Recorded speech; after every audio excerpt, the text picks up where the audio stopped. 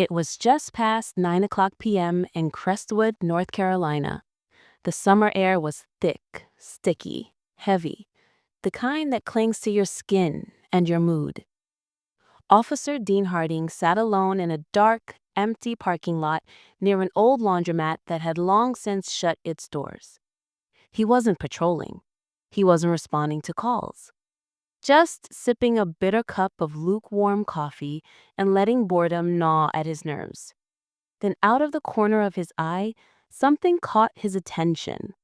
A sleek black Lexus glided past on Highway 87. Smooth, polished, out-of-state plates, windows tinted just enough to hide whoever was inside. Harding's jaw clenched. Another outsider, he muttered. It wasn't speeding, it wasn't swerving, but in his mind, it was enough of a reason. He pulled out behind it, lights flashing red and blue.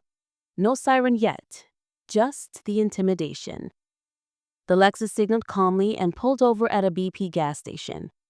Inside sat Judge Althia Williams, state judge, legal heavyweight, and a woman who'd spent over 3 decades navigating the legal system, still in her black judicial robe, returning home from a long committee hearing in Raleigh.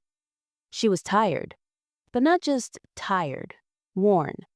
The kind of exhaustion that builds when you spent years watching progress crawl while prejudice sprints.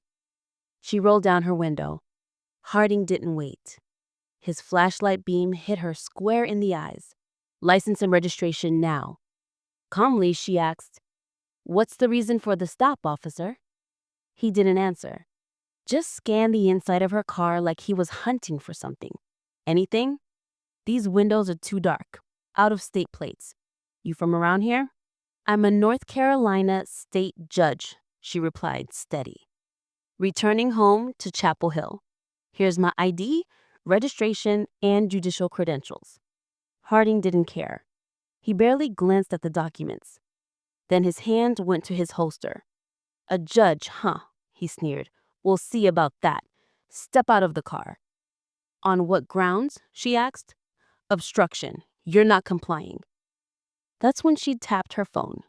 Recording. She placed it on the dashboard, the camera aimed directly at him.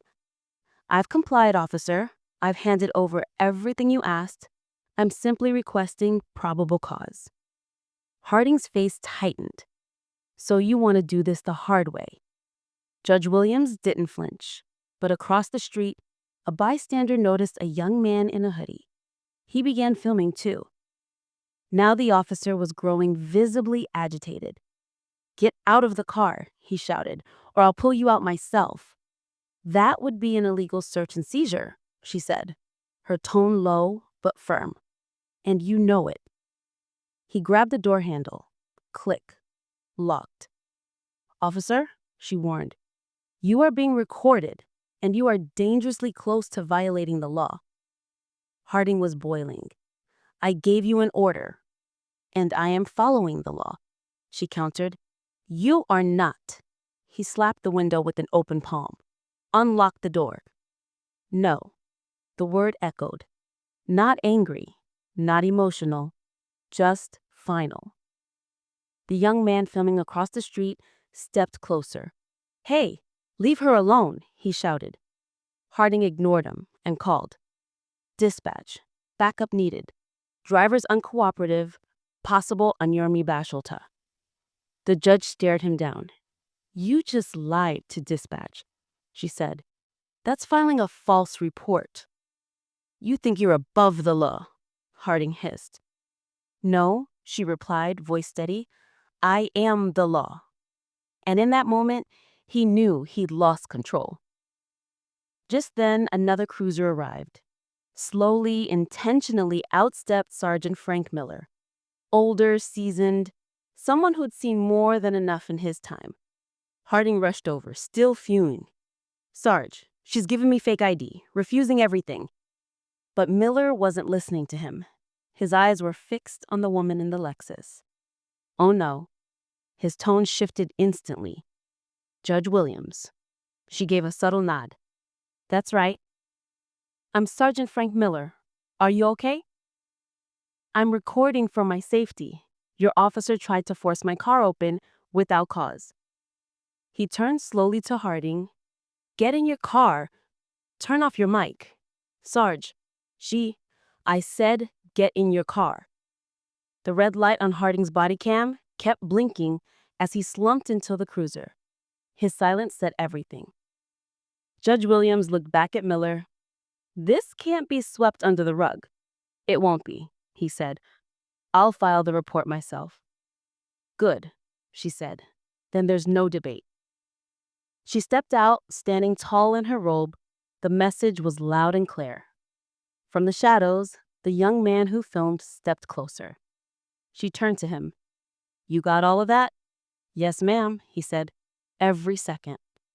Hold on to it, she told him. Just in case.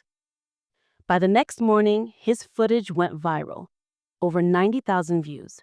Then 1 million. News outlets picked it up. Politicians started making calls. The governor's office took notice. At the Crestwood courthouse, Judge Williams was swarmed with messages. Reporters, colleagues, clerks.